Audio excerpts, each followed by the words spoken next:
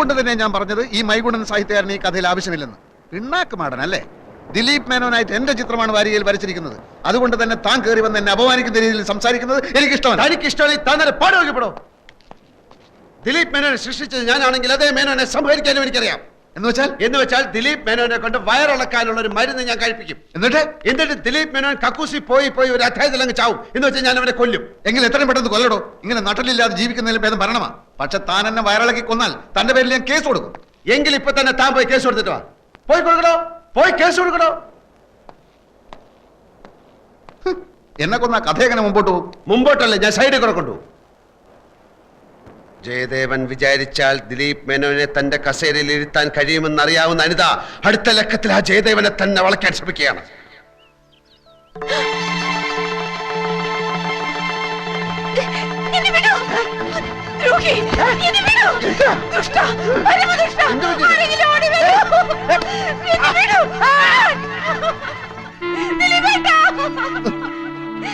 ഈ ദുഷ്ടൻ എന്നെ നശിപ്പിക്കാൻ ശ്രമിച്ചു ദിലീപേട്ടാ. ഇല്ല, ഞാൻ നശിപ്പിക്കാൻ ശ്രമിച്ചിട്ടില്ല. വേണ്ടടാ, നിന്നെ എനിക്ക് മനസ്സിലായി. ഇതിനായിരുന്നു നീ എന്നെ തേടി വന്നത്. നിഷ്കളങ്കയായി ഞാൻ പറയുന്നത് കേൾക്കൂ.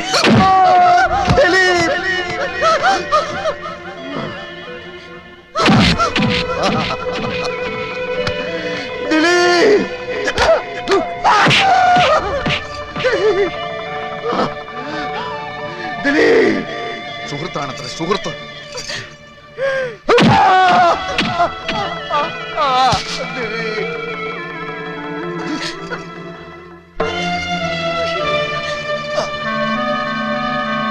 വഞ്ചകി,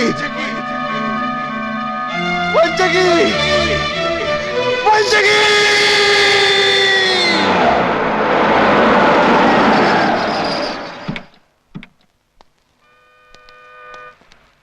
ഇറങ്ങണ്ട.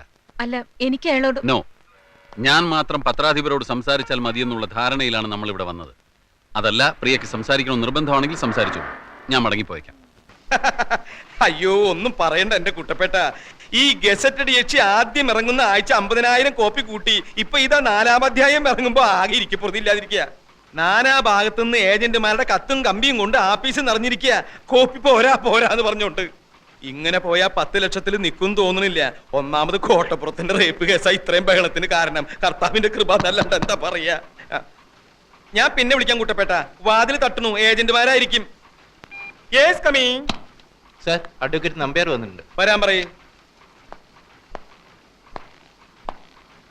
ആ, വരണം നമ്പ്യാർ, വരണം. ഇരിക്കണം. എന്താ ഇവിടെ കസേരയില്ലേ? ഉണ്ടല്ലോ, ഇരിക്കി.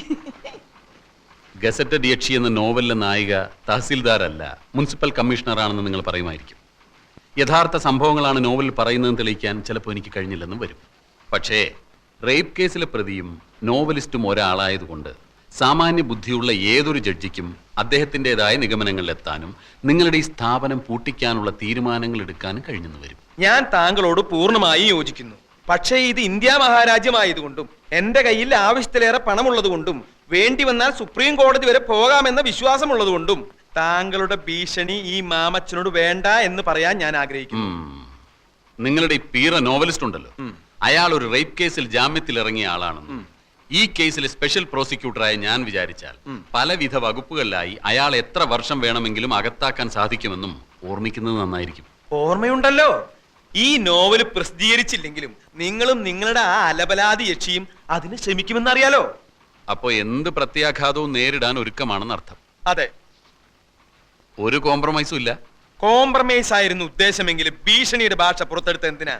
ഈ മാമച്ചൻ ഒരു പേടിത്തൂറിയാണെന്ന് വിചാരിച്ചു അല്ലേ? മീൻ കച്ചവടത്തിൽ തുടങ്ങിയതാ ഞാൻ എന്റെ ജീവിതം. പിന്നീട് റബ്ബർ എസ്റ്റേറ്റ് ആയി. റബ്ബറിന് വില കുറഞ്ഞപ്പോ ഞാൻ സാഹിത്യത്തിലേക്ക് കിടന്നു. ആ എന്നോടോ?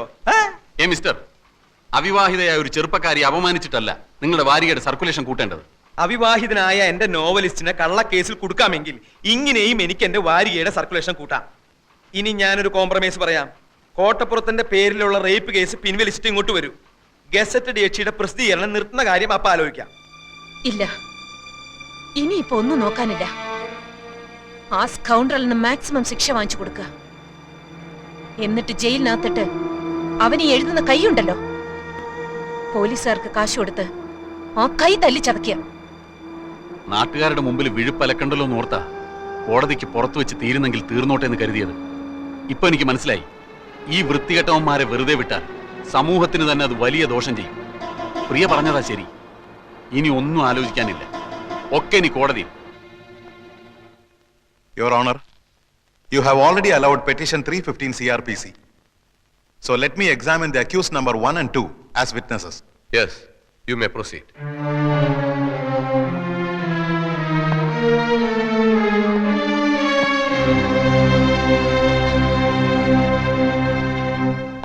നിങ്ങളും രണ്ടാം പ്രതി രാമകൃഷ്ണനും അന്യായക്കാരുടെ വീട്ടിൽ എന്തിനു പോയി? ഞങ്ങൾ താമസിക്കുന്ന വീട്ടിൽ വന്ന് അവർ ഞങ്ങളെ കാപ്പ് കുടിക്കാൻ ക്ഷണിച്ചു, അതുകൊണ്ട് പോയി. അപ്പൊ അവരുടെ വീട്ടിൽ ആരൊക്കെ ഉണ്ടായിരുന്നു? അവരും അവരുടെ ജോലിക്കാരിയും. നിങ്ങൾ കാപ്പി കുടിച്ചോ? ഇല്ല. എന്തുകൊണ്ട് കുടിച്ചില്ല? കുടിക്കാൻ തുടങ്ങുന്നതിന് മുമ്പ് പെട്ടെന്ന് ആ സ്ത്രീ ഒരു കത്തിയെടുത്ത് അവരുടെ വെയിൻ കട്ട് ചെയ്ത് മരിക്കാൻ പോവുകയാണെന്ന് പറഞ്ഞു. ഞങ്ങൾ അവരെ തടയാൻ ശ്രമിച്ചു. വേറെ ഒന്നും സംഭവിച്ചില്ലേ? ഇല്ല. ഇതിനു മുമ്പ് നിങ്ങൾ ഏതെങ്കിലും ക്രിമിനൽ കേസിൽ പെട്ടിട്ടുണ്ടോ? ഇല്ല. നിങ്ങൾ കല്യാണം കഴിച്ചാണോ? അല്ല. എന്തുകൊണ്ട് കല്യാണം കഴിച്ചില്ല? ഒരു സ്ത്രീയെ കല്യാണം കഴിച്ച അവളെ കടപ്പറയിലെ ഒരു ഉപകരണമാക്കി മാറ്റാൻ എനിക്ക് സാധിക്കില്ല എന്നുള്ളതുകൊണ്ട്. സ്ത്രീകളോടുള്ള നിങ്ങളുടെ മനോഭാവം എന്താണ്? സ്ത്രീ അമ്മയാണ്, ദൈവമാണ്. That's all, Your Honor.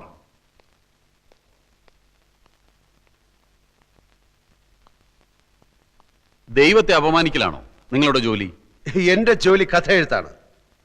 അല്പം മുമ്പ് നിങ്ങൾ പറഞ്ഞു സ്ത്രീ അമ്മയാണ്, ദൈവമാണെന്നൊക്കെ. അങ്ങനെ പറഞ്ഞ നിങ്ങൾ ഗസറ്റ് ഡിയക്ഷി എന്ന ആഭാസകരമായ ഒരു നോവൽ എഴുതി സ്ത്രീ വർഗത്തെ തന്നെ അപമാനിക്കാൻ ശ്രമിക്കുകയാണെന്ന് ഞാൻ പറഞ്ഞാൽ നിഷേധിക്കാൻ പറ്റുമോ? നോവലല്ല, ജീവിതം. ഓഹോ, സ്ത്രീയെക്കുറിച്ചുള്ള നിങ്ങളുടെ കാഴ്ചപ്പാടല്ലേ ആ നോവലിൽ എഴുതിയിരിക്കുന്നത്?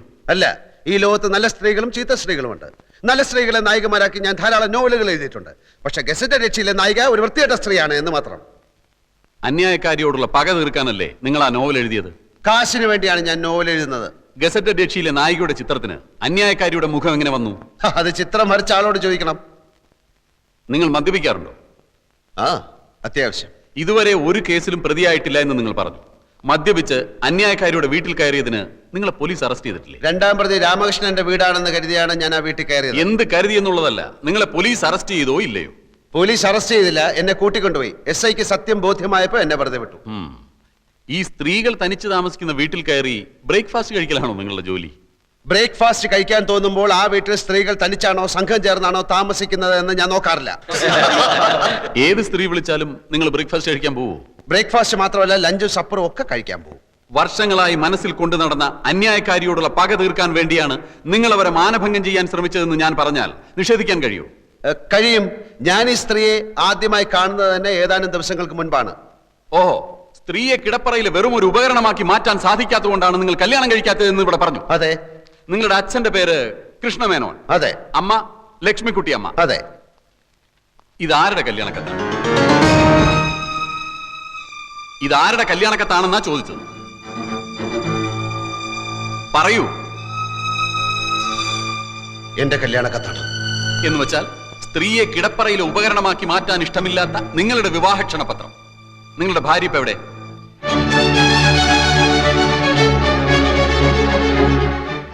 ഞാൻ കല്യാണം കഴിച്ചിട്ടില്ല. കഴിച്ചിട്ടില്ലേ? അപ്പൊ കല്യാണം കഴിക്കാതെ ചുമ്മാ കല്യാണക്കത്തടിച്ച് വിതരണം ചെയ്യലാണോ നിങ്ങളുടെ ഹോബി? മറുപടി പറയൂ. അന്ന് അങ്ങനെ സംഭവിച്ചു. എന്താണ് സംഭവിച്ചതെന്ന് ഞാൻ പറയാം. കല്യാണം ഉറപ്പിച്ചു, കല്യാണക്കത്തടിച്ചു, ആളുകളെ ക്ഷണിച്ചു. കല്യാണ തീയതി അടുത്തപ്പോഴാണ് വധു അറിയുന്നത് നിങ്ങൾ ഒരു ആഭാസനാണ്. അങ്ങനെ ആ പെൺകുട്ടി കല്യാണത്തിന് വിസമ്മതിച്ചു. അതല്ലേ സത്യം? അല്ല. ആണെന്ന് ഞാൻ പറയുന്നു. അന്നു മുതൽ ആ പെൺകുട്ടിയോട് നിങ്ങൾക്ക് തീർത്താൽ തീരാത്ത പകയായി. അന്നത്തെ ആ പെൺകുട്ടിയാണ് ഈ കേസിലെ അന്യായക്കാരി പ്രിയദർശിനി എന്ന് ഞാൻ പറഞ്ഞാൽ നിങ്ങൾക്ക് നിഷേധിക്കാൻ കഴിയും?